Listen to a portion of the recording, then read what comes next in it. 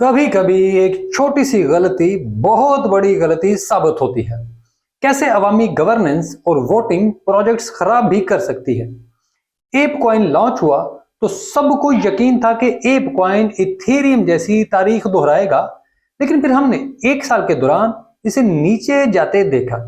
लेकिन इसका मतलब ये नहीं कि ये कॉइन कभी बाउंस बैक नहीं करेगा, लेकिन इसके मसाइल और कॉइन के पोटेंशियल को समझना इंतहाई जरूरी है ताकि एप कॉइन के बारे में कोई प्रिडिक्शन की जा सके। तो आए आज इस कॉइन पर नजर डालते हैं।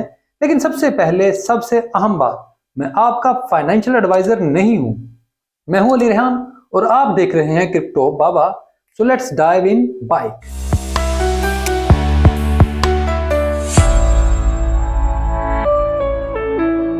एनएफटी की दुनिया का कामयाब तरीन project board app yard club, जिसे BAYC या बाइक भी कहते हैं, इस प्रोजेक्ट ने एनएफटी मार्केट को एक नई सीमत दी, एक नई डायरेक्शन में लेकर गया।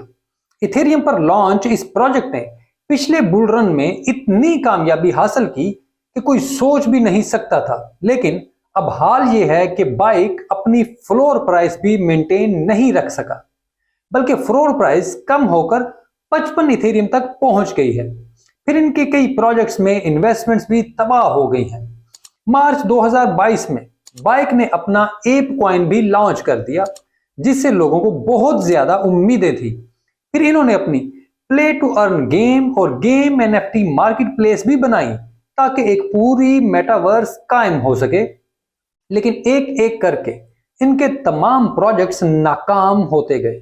हालांकि इनकी गवर्नेंस में 7.7 मिलियन कॉइन्स की एवरेज वोटिंग होती थी।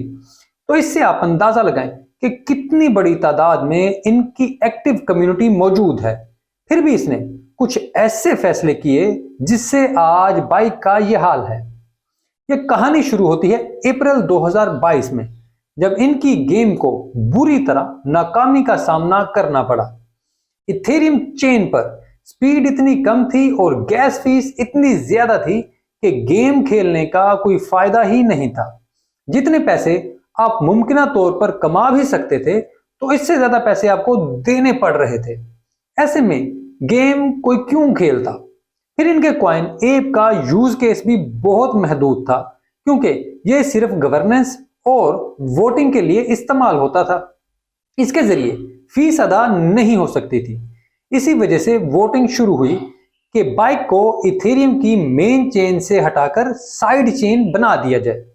लेकिन सब जानते हैं कि इथेरियम के लेयर 2 सॉल्यूशंस मुकम्मल महफूज नहीं है।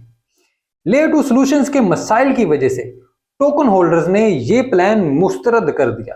फिर मई 2022 में बाइक के मसाइल को देखते हुए एवलांचे ने बाइक पर एक प्रपोजल दिया। उन्होंने बाइक को दावत दी कि वो एवलांचे का सबनेट बन जाए। उन्होंने इस प्रपोजल में कहा कि इनकी सिक्योरिटी इस वक्त तमाम चेन से सबसे ज्यादा बेहतर है, इनके वैलिडेटर्स भी सबसे ज्यादा हैं, जबकि स्पीड भी सबसे बेहतर है। इसके अलावा अगर वो एवलांचे पर माइग्रेट होते हैं तो इसके तमाम अखराजात एवलांचे खुद देगा। ये बहुत बड़ी कीमत थी जो एवलांचे अदा करने के लिए तैयार था। हालांकि इस वक्त भी दुनिया के 10 सबसे बड़े गेमिंग स्टूडियो एवलांचे पर अपना सबनेट बना रहे थे। इस माइग्रेशन से एप कॉइन और गेम को सबसे ज्यादा फायदा होता। स्पीड और लो फीस से इनकी मेटावर्स भी चल पड़ती, जो कि नाकाम हो रही थी। एप कॉइन के जरिए चेन पर तमाम फीस की अदायगी हो सकती थी। वैलिडेटर्स को स्टेकिंग के लिए एप कॉइन की जरूरत पड़ती और उन्हें फिर अदायगी भी एप कॉइन में ही होती। ऐसे दर्जनों यूज केस थे जिससे फायदा एप कॉइन को होना था। इसी वजह से प्रपोजल पर वोटिंग शुरू हो गई, जिसमें कम्युनिटी ने प्रपोजल को मुस्तरद कर दिया। आप सोच रहे होंगे कि ये क्यों हुआ, जबकि बिजनेस के एतबार से ये एक बेहतरीन प्रपोजल था। तो इस प्रपोजल पर बहस के दौरान कम्युनिटी का ख्याल था कि इन्हें इथेरियम से वफादार रहना चाहिए। कम्युनिटी का ख्याल था कि अगर वो किसी दूसरी चेन पर गए तो इसके टोकन को फायदा होगा और इनके पास एवलांचे नहीं है, और अगर कहीं और जाना ही है तो कॉस्मोस पर जाया जाए, क्योंकि उसके टोकन कम्युनिटी के पास मौजूद हैं। ये तमाम बहस टेक्नोलॉजी को बेहतर बनाने के लिए नहीं थी। इथेरियम से वफादारी से लेकर एटम टोकन रखने तक सिर्फ जाहिलाना अंदाज से चीजों को देखा गया और फिर इसी जाहिलाना अंदाज में फैसला किया गया। टेक्नोलॉजी से नावाकिफ लोगों का ख्याल था कि इथेरियम के प्रूफ ऑफ स्टेक पर जाने के बाद उनके ये तमाम मसाइल खुद ब खुद हल हो जाएंगे।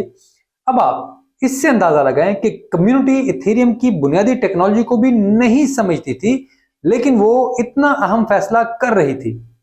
ये कम्युनिटी अब्यूज का सबसे बड़ा टेस्ट केस था, जिसमें कम्युनिटी ने जहालत की बुनियाद पर फैसला किया और फिर इस गलती का खुमियाजा सबको भुगतना पड़ा। एपकॉइन कभी अपना यूज केस नहीं बना सका और लॉन्च से लेकर अब तक मसाइल का शिकार है। बाइक की एनएफटी मार्केट भी फ्लोर प्राइस मेंटेन नहीं कर पा रही। हालांकि अगर ये माइग्रेट करते तो अब तक एपकॉइन का यूज केस 100 गुना बढ़ चुका होता और ये बुल रन के लिए तैयार होता, शायद बाकी कॉइन से भी पहले, क्योंकि इसकी इतनी बड़ी कम्युनिटी है कि इसकी तरक्की को रोकना बियर मार्केट के लिए भी मुमकिन नहीं होता। अब बात करते हैं कि इसका मुस्तकबिल क्या हो सकता है या इसका मुस्तकबिल कैसा होगा। तो यकीनन ये बुल रन में अच्छा परफॉर्म करेगा, बाकी कॉइन्स की तरह ये भी प्रॉफिट देगा, लेकिन जब तक ये इथेरियम की मेन चेन पर है इसके मसाइल खत्म नहीं होंगे। और अगर ये किसी साइड चेन पर जाता है तो फिर हैकर्स इसका इंतजार कर रहे हैं। खैर, सबसे अच्छी बात यह है कि बुल रन से पहले बाकी अच्छे कॉइन्स की तरह इथेरियम पर मौजूद वेल्स इसे तेजी से खरीद रही हैं, जिसकी वजह से ये तो मालूम हो गया है कि इसकी प्राइस आने वाले वक्त में बढ़ेगी और ये भी इन्वेस्टर्स को प्रॉफिट देगा। लेकिन जब तक एपकॉइन का कोई यूज केस बेहतर नहीं होता, हम इसे एक बॉम्ब बुल रन में नहीं देख सकेंगे।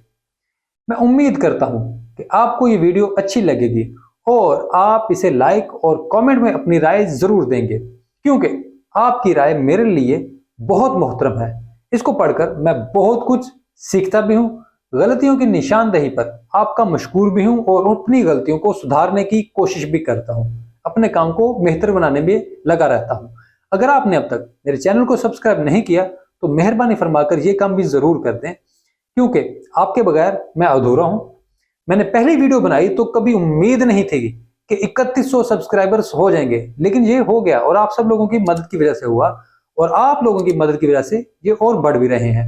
मेरी मदद जारी रखें, मुझे इसकी जरूरत है ताकि मैं अपना काम मजीद बेहतर बना सकूं। वीडियो देखने के लिए आप सबका बहुत शुक्रिया।